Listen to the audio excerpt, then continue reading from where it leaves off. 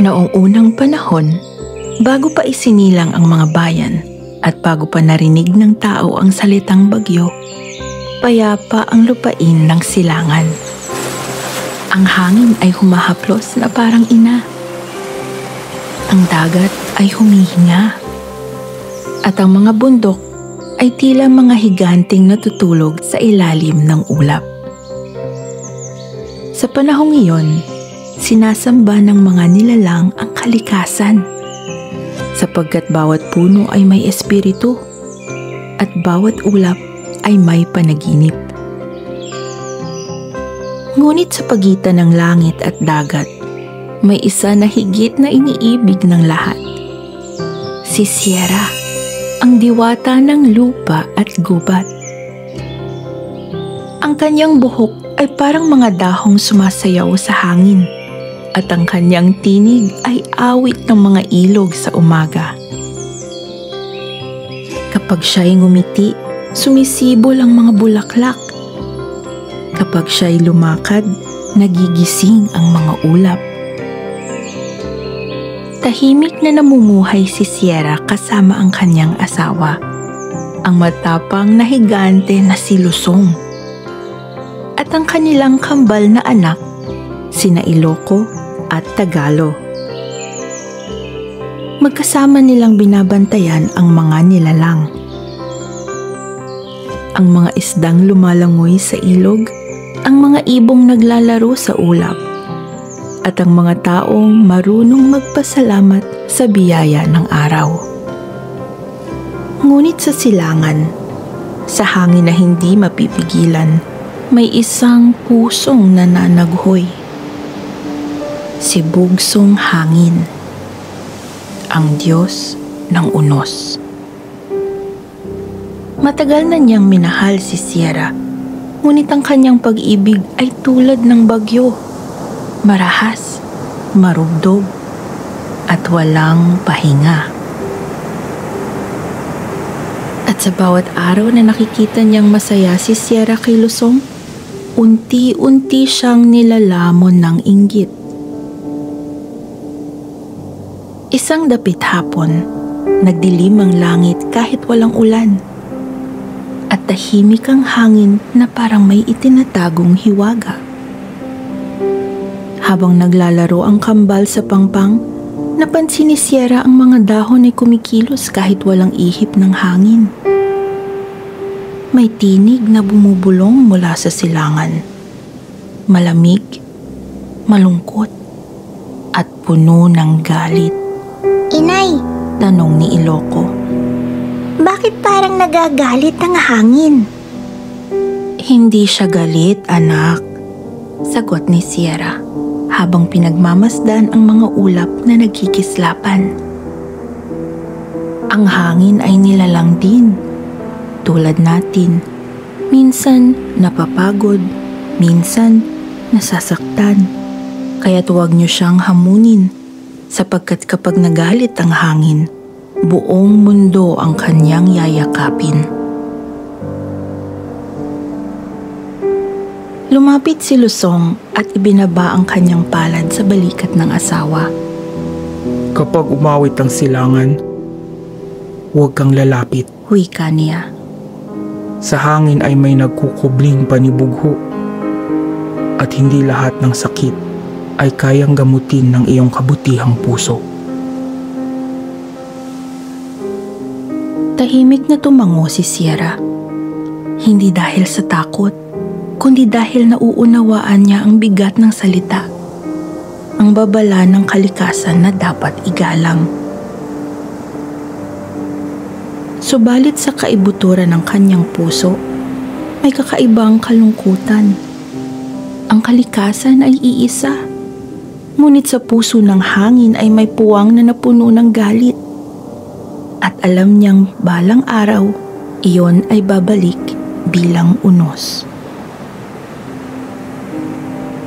Isang gabi, dumilim ang dagat na parang may tinatagong lihim. Tahimik ang mga ibon, at pati ang buwan ay tila nakamasid mula sa likod ng mga ulap. Sa gitna ng dilim, biglang bumulong ang hangin. Hindi marahas, kundi malambing at mapanlin lang. Sierra, tulungan mo ako. Ako'y sugatan. Ako'y nagkamali. Narinig ni Sierra ang tinig mula sa silangan. Inisip niyang baka totoo. Baka sa wakas natutong magpakumbaba ang Diyos ng hangin. Lumapit siya sa baybayin, hindi upang suwayin si Lusong, kundi para patahimikin ang unos bago ito lumaki. Ngunit iyon pala ay isang patibong. Sa sandaling bumukas ang kanyang palad upang paghilumin ng sugat ng hangin, nagbago ang ihip. At sa isang iglap, ang banayad na simoy ay naging sigaw ng kulog.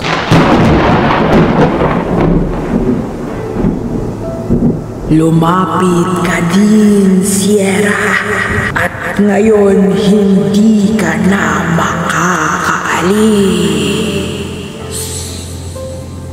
Umikot ang mga ulap, umatras ang dagat, at bumangon ang dambuhalang alon. Mula sa malayo, tumakbo si Lusong upang sagipin siya. Ngunit bago pa siya makarating, sinunggaban ng unos ang kanyang katawan. Lumaban si Lusong. Hinampas niya ang mga alon, pinigil ang hangin. Ngunit sa bawat hampas, nabawasan ang kanyang lakas. Sa huli, niyakap siya ni Sierra sa gitna ng unos. Lusong! Lusong, mahal ko! Patawarin mo ako! Hindi kita sinisisi, aking mahal. Bulong ni Lusong. Ang kabutihan mo ang dahilan kung bakit may pag-asa ang mundo. Pero ngayon, iligtas mo sila. At sa kanyang huling hinga, ang katawan ni Lusong ay naging lupa. Matibay, malawak, at handang saluhin ang bigat ng sangkatauhan. Nang bumagsak si Lusong, humalakhak ang hangin. Wala na ngayong makapipigil sa akin. Sigaw ni Bugsong hangin. Ngunit sa halip na tumakbo, tumindig si Sierra. Tinitigan niya ang silangan, ang pinagmumulan ng bawat unos. Kung gusto mong sirain ang mundong ito, wika niya, kailangan mo munang dumaan sa akin. Inunat ni Sierra ang kanyang mga bisig. Humiga siya sa pagitan ng dagat at ng lupa. At mula sa kanyang puso ay sumibol ang mga punong naging pananggalang sa hangin. Ang kanyang buhok ay naging kagubatan. Ang kanyang katawan ay naging bundok. Ang kanyang hininga ay naging hamog na bumabalot sa umaga. At mula sa kanyang sakripisyo, isinilang ang Sierra Madre, ang ina ng mga bundok, tagapagtanggol ng mga lupain. Kaya tuwing dumarating ang bagyo, naririnig sa pagitan ng kulog at hangin ang tinig ni Sierra. Huwag kayong matakot. Nandito ako. At sa tuwing bumubuhos ang ulan, siya ang sumasangga sa una at pinakamalakas na bugso. Sa tuwing humahampas ang hangin, siya ang pumapagitna upang mabasag ang galit nito. Ang katahimikan ng mga bundok ay hindi kawalan ng tinig.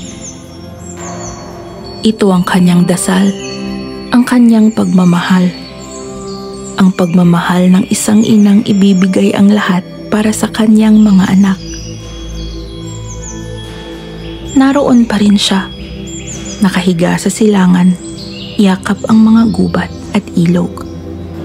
Tahimik ngunit matatag, ang walang hanggang Inang Sierra. At ang galit ni Bugsong Hangin, hindi kayang paluhurin ng mga bayan sa kabila ng bundok, sapagkat kanilang sandigan ay ang ina ng Luzon.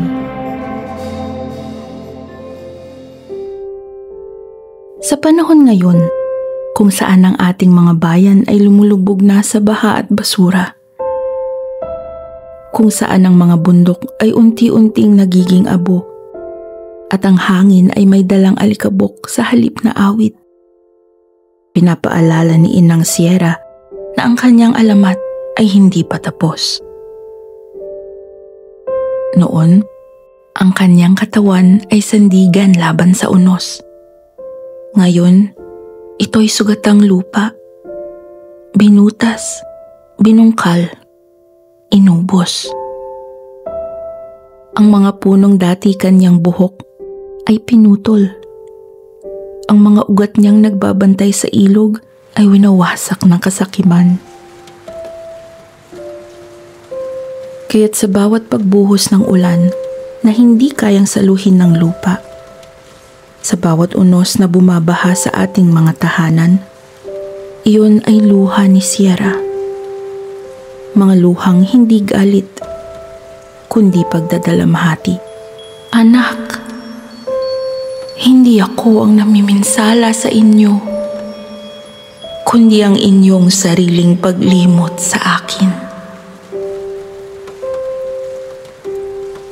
Ngunit kahit sugatan, naroon pa rin siya, tahimik, nakahiga sa silangan, umaasang maririnig muli. Sapagkat hanggat may isa mang magtatanim, magtatanggol, at magmamahal sa kalikasan, hindi tuluyang mawawala si Inang Sierra. Ito ang mga kwento ni Anda, mga alamat at salaysay na may aral at hiwaga. Kung nagustuhan mo ang kwento, huwag kalimutang mag-like, mag-subscribe at pindutin ang notification bell upang mabigyang tinig muli ang ating mga alamat. Hanggang sa susunod na kwento, paalam!